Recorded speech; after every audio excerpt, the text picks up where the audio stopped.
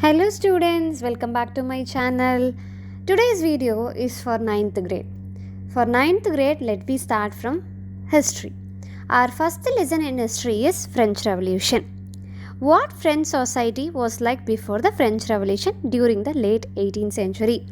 This part of history helps us understand why people were unhappy and what led to the revolution. Here, the lesson starts with an event such as the people demolished the Bastille prison. The reason for the event, which we'll be discussing in the upcoming subtopics of this lesson. The first subunit is about French society during the late 18th century. France, before the revolution, was under the absolute monarchy.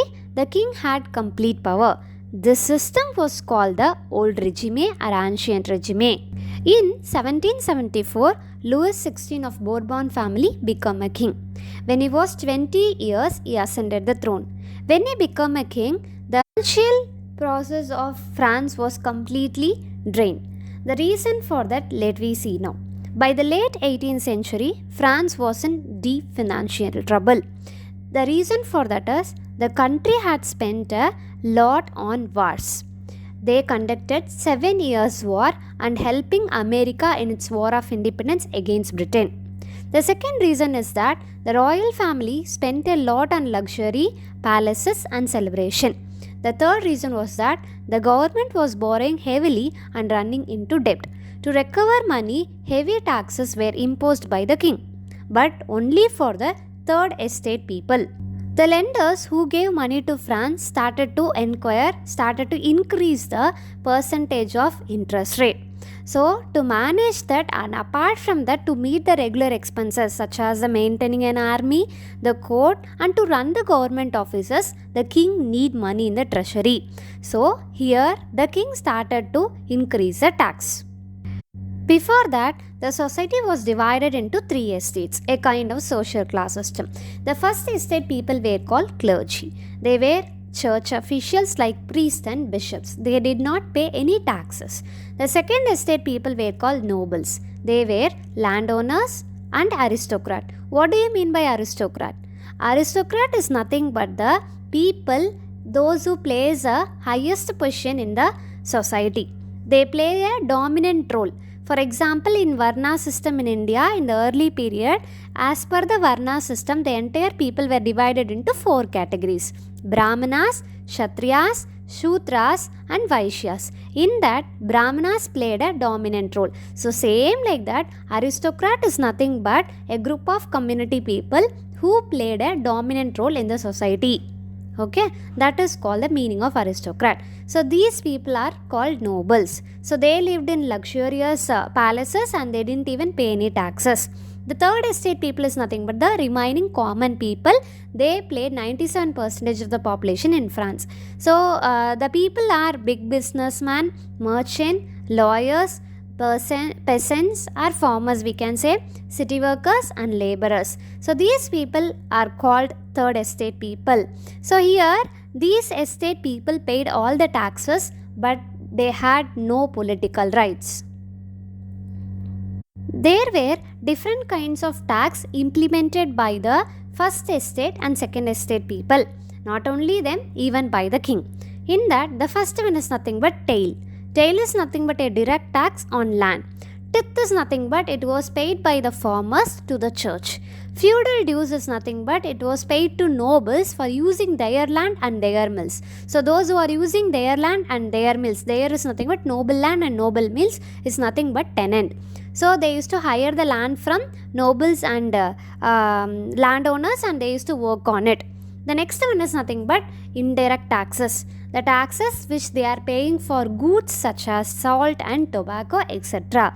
The third estate people was struggling, especially the farmers and workers. They had no voice in decisions and they were angry and frustrated.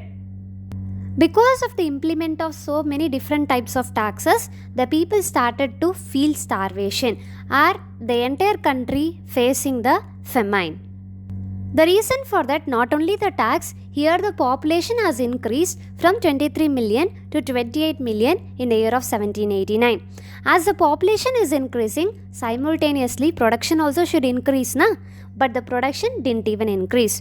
Even the people or the common people or the farmers, they couldn't able to buy even a piece of bread. Those who were workers in laborers, those who were workers in the workshop, they didn't even get the proper salary. All this reason or all this situation leads to a problem which is called as subsistence crisis. What do you mean by subsistence crisis? Subsistence crisis is nothing but it is a situation where the common people can't able to offer or can't able to get the basic livelihood things. What are the three basic livelihood things that we need, that is essential in our life? One is food, place, and nothing but shelter. The third one is cloth. So all these three were become a problem for the France people. There were frequent famines and bad harvests in the 1780. Because of this, the price of bread, the main food of the people, increased. Second thing, many could not afford even basic food. Wages did not increase with the price of goods. This situation created anger among the common people, especially in cities like Paris. At the same time, King Louis XVI continued his lavish lifestyle, and the people saw him as careless and selfish. The middle class and the third estate people, such as lawyers, teachers, and merchants, were educated and well read.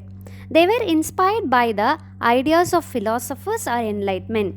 The thinkers like John Locke, Montesquieu, Voltaire, and Rousseau talked about freedom and equality, natural rights of people, the idea that a government should work for the people. They began to question the privileges of the first and second estate, and they believed that everyone should be equal before the law. So the middle class played a key role in spreading revolutionary ideas, especially these three philosophers. Let me see the philosophy of those philosophers clearly. The first one is nothing but John Locke. He has introduced two treatises of government. According to his two treatises of government, he was saying to the people that they should refuse the doctrine of divine. What does mean by doctrine of divine? As per this doctrine of divine, it suggests that the king was God's representative. Children, have you understood? King is nothing but God representative. Here John Locke is saying that no one is God representative in our earth, all are the common human being. So he was saying that they need to refuse this God, nothing but refuse the king. Okay, and the king was not accountable to any person. As he was God representative, he was not accountable, is nothing but answerable to anybody.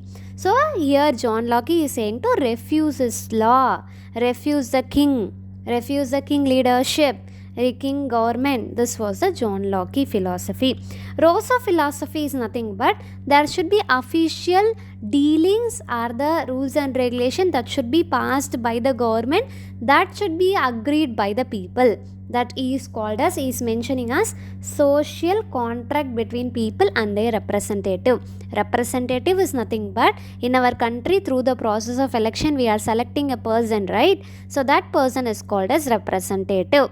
So here he is saying that there should be the social legal connection between people and the representative. The third one is that Montesquieu. Montesquieu is saying in his law that spirit of law. Spirit of law is nothing but there should be the division of power. There are three forms in our government. One is legislative, executive, and judiciary. These three forms should be needed for any government. So as per this government already was followed by the USA. Okay, after the 13 colonies, their 13 colonies were supported by the France. Did you remember that when the Britain was fighting with America and through the war, here France was helped, right? That was one of the reason for the treasury to be empty, na? So after they got the independence from the Britain, they declared themselves as independence. Apart from that, they started to form these three different forms of government, nothing but legislative, executive, and judiciary.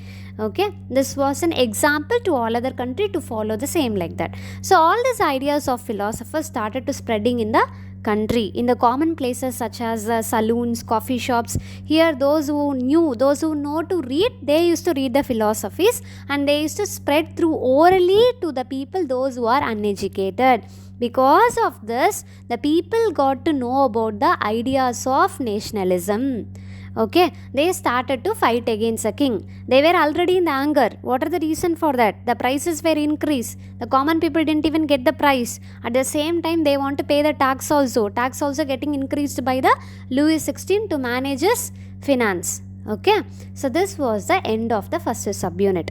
Let we see the next subunit in the next video. Thank you.